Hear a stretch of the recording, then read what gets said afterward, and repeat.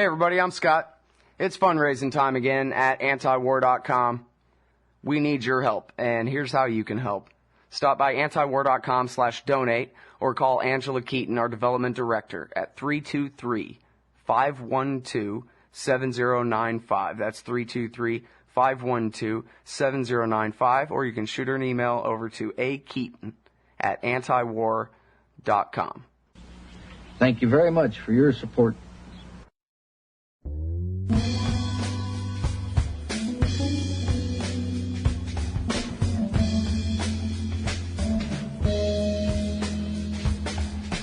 All right, y'all, welcome back to the show. It's Anti-War Radio. I'm Scott Horton. This is the show where we anti-war. Now listen, one of my heroes is the great Jim Loeb, and he has been hunting neocons with his pen for as long as I've been alive, and is the best. And he keeps, of course, he's the Washington bureau chief, he's the boss. He's the guy that runs, I think, IPS News. And he's surrounded himself with some of the best reporters and analysts. You can't list them all, but of course Gareth Porter, who we interview on this show pretty much every day or something.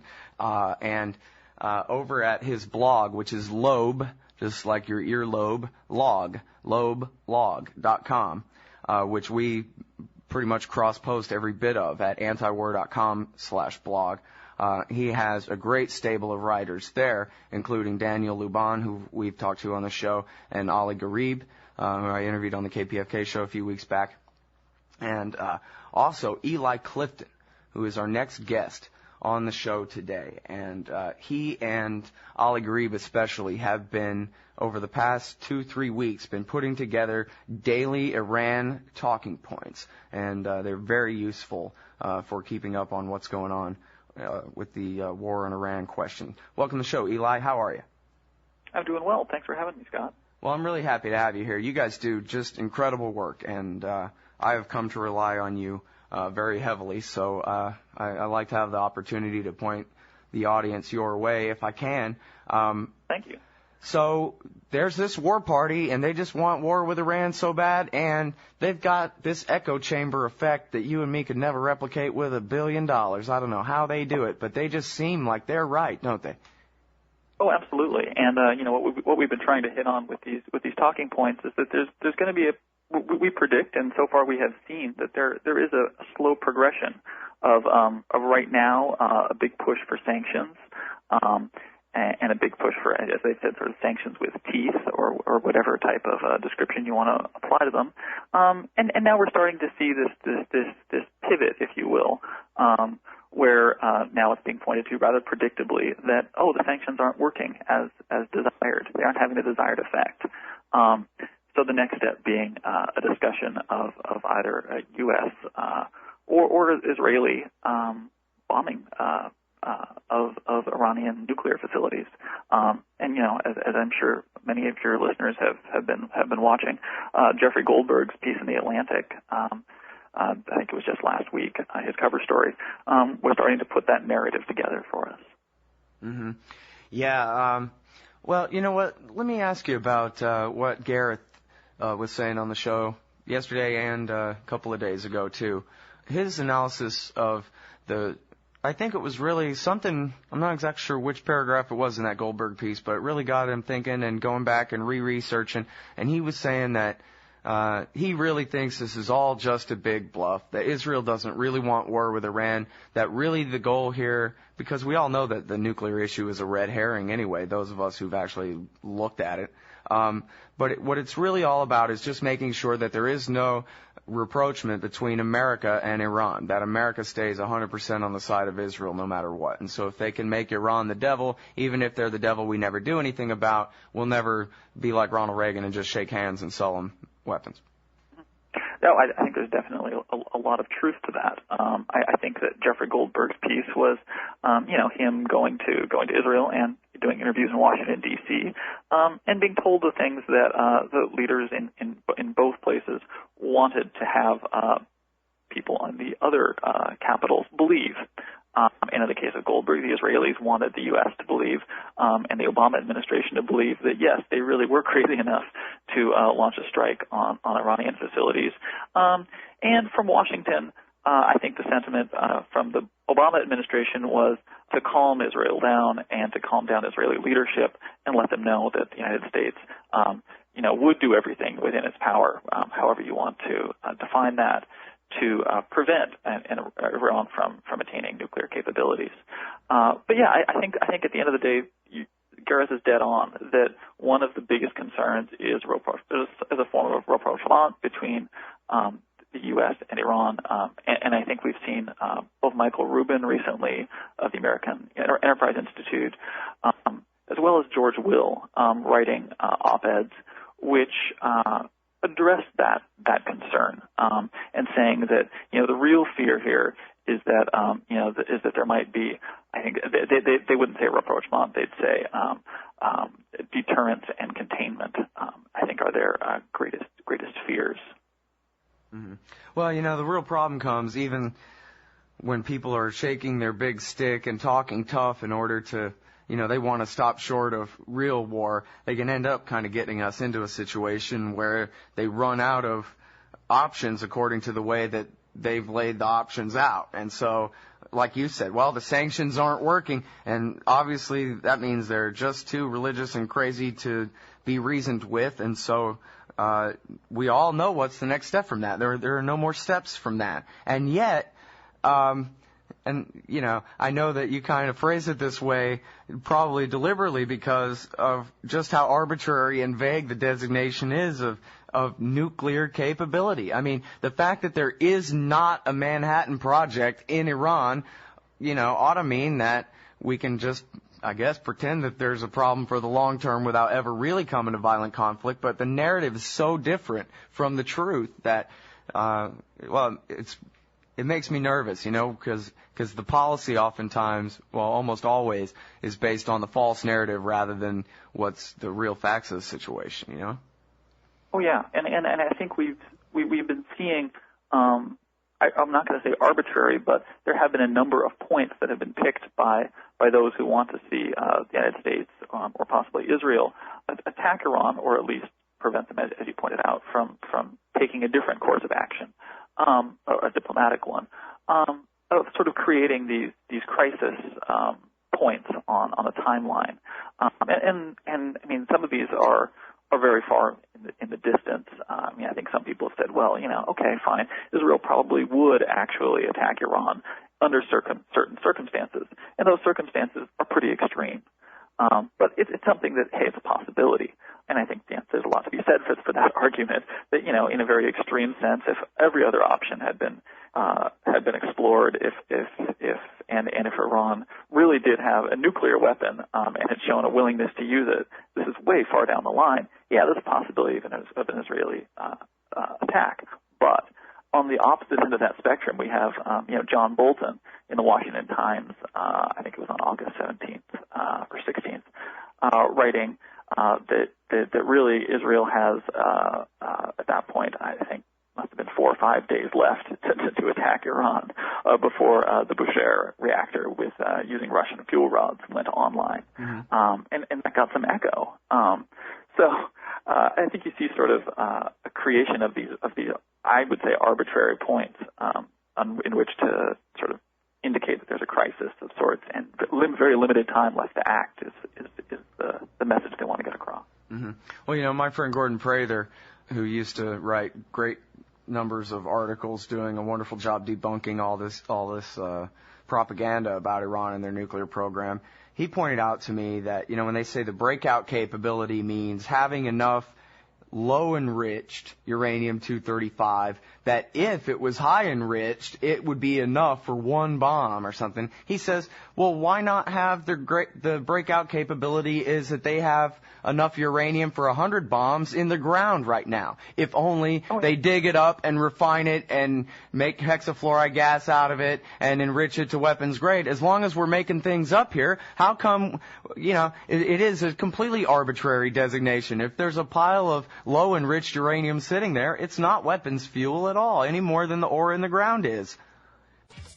Yeah, No, I mean, I think that's playing fast and loose with the definitions of A, what a nuclear program is, and B, what exactly is a red line in terms of another country developing a nuclear program. Right. Yeah. All right, I'm sorry. Hold it right there. Hold it right there, Eli. Everybody, we'll be back with Eli Clifton. Talk more about the neocons and Iran after this.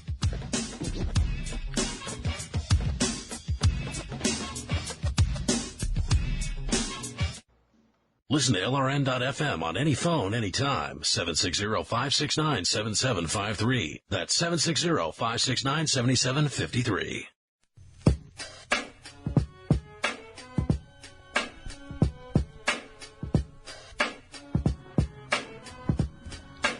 All right, everybody, welcome back to the show. It's Anti-War Radio. I'm Scott, talking with Eli Clifton. He writes over at LobeLog.com, LobeLog.com. Jim Loeb and friends.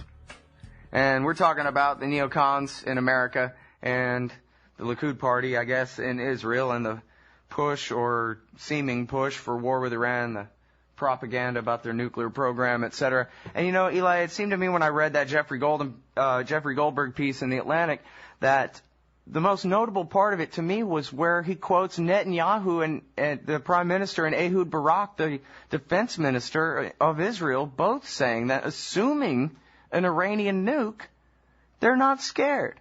What they're worried about is that maybe people won't want to move to Israel so much anymore.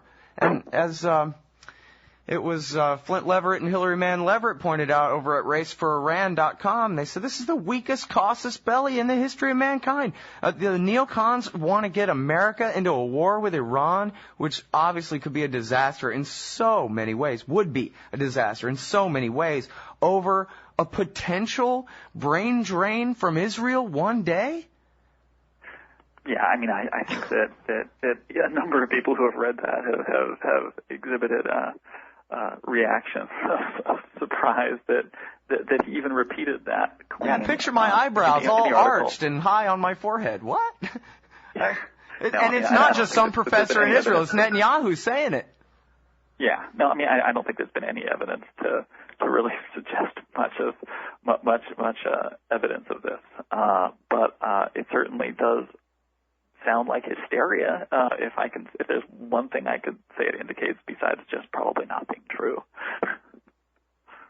Not being true, you mean that there even would be a brain drain? It's hard to imagine. I think even Goldberg possibly indicated that he didn't necessarily hear this from all of his contacts in Israel, and that he wasn't necessarily convinced of this either. But the fact he repeated it at all is surprising, I'd say. Well, and for me, it's never even mind. The real thing is that it means that when the neocons tell the American people that if the Iranians were to ever have a nuke on the first day, they would use it to destroy Israel and kill all the Israelis immediately, and therefore we have to have a war, that's not what Netanyahu says or believes. That's not what the Likud party right-wing nationalist lunatics that run Israel think. They're not worried. And yet we're supposed to be so scared that we're willing to send our kids to go and die in this thing. Mm-hmm. No, I mean, I think really what we've been seeing is, and sort of to go back to the talking points that we've been putting up every day, there's a real effort to constrain the discussion and the debate over how the United States and Israel should be dealing with the possibility, because I'm not even going to say that they necessarily have a nuclear weapons program, but the possibility of an Iranian nuclear weapons program, and putting out things like, if there would be a brain drain from Israel. I mean, I suspect it kind of dovetails with some of the sort of media push to talk about Israel being a close ally of the West, Israel being an important contributor to science and technology in the West, and sort of saying, hey, all of that would disappear if Iran somehow got a nuclear weapon. But as I say, all of this goes back to trying to constrain the argument, to tell us that it is unacceptable for Iran to be pursuing a nuclear weapon. It's unacceptable for Iran in some cases to have a nuclear program, and that these are just inconceivable situations for us to face, where literally everything that we value would fall apart. That's what they're trying to tell us. And, the brain drain thing, I think, is probably even even for Jeffrey Goldberg, was pushing it a little bit too far. Wow. I mean, and that's really saying something. And again, just because I love this footnote so much, it was Ehud Barak, the war chief over there, and Benjamin Netanyahu themselves that he was quoting about that. You know, it wasn't some opinion that somebody gave him. It may have been Netanyahu. I think it may have been Ephraim Snee also that was attributed with that particular. Oh, one more person you're saying? Or yeah, instead of one of the ones I named? I'm not sure if Netanyahu was in there. I can't recall exactly. He well may have been. Oh, okay. Well, everyone needs to read it anyway, so check my footnote, y'all. If I got it wrong, I apologize. The way I remembered it was Barak and Netanyahu who were saying this, basically. But it's quite possible. Yeah, I don't have it in front of me. I'm sorry. It was certainly one of the talking points they were hitting Goldberg with when he came. Mm-hmm. Well, and, you know, that's the thing, too, is I spent a lot of time on this show debunking the propaganda about the supposed Iranian nuclear weapons effort, however you want to call it. And oftentimes we never really discuss on this show what you just brought up, which is whether it would even, well, what they brought up in the article, whether it would even really be problematic for them to have nukes at all. And maybe here's a question nobody ever asked. What right does America have as a nation state in the world to tell any other nation state in the world whether they can have nuclear weapons or not? I mean, at least in terms of the international law, all Iran has to do as a sovereign government is withdraw from the Non-Proliferation Treaty and make nuclear weapons if they want to. They have just as much right as any other nation state to do so. And we certainly could ask about even if they were in violation of the NPT, does that justify a military response? Yeah. But as I keep going back to, I think that there is a real effort to frame things in the context of being that in Iran being in violation of the NPT is unacceptable, and that an Iranian nuclear weapon is unacceptable, and simply the West and Israel could not survive with a world in which Iran had a nuclear weapon. The realities, though, are that, and when we take away sort of take the ethical arguments off the table, the United States and Israel have militaries with much bigger budgets, with much larger capacities, and for that matter, with a much larger nuclear weapons capability. Right. Yeah, I mean, so if Iran got one weapon, they'll still be up against a sizable arsenal.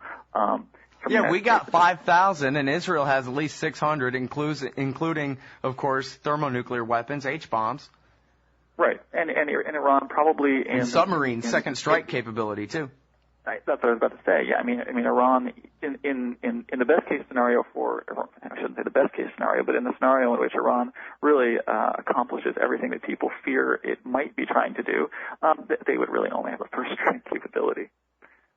Yeah. Well, and even then, how are they supposed to get it there in the back of a truck or something? I mean, put the big Jordan and a rack in the way. And by the way, Iraq, we just finished the last interview, Eli, talking with Jason Ditz about how Obama's now begging the Ayatollah Ali al-Sistani to resolve matters in Iraq. That's how contrary American and Iranian interests are right now in real life.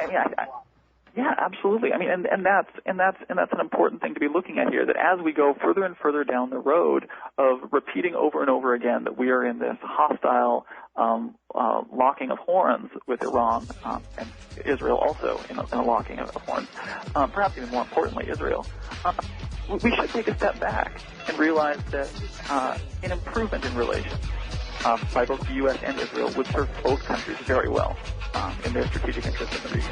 Right on, everybody. That's Eli Clifton. Check him out at LobeLog.com and at antiwar.com/blog. You guys do great work, and I really appreciate it, and on behalf of a lot of other people, too, I do. Thank you, Scott. All right, y'all. We'll be right back after this.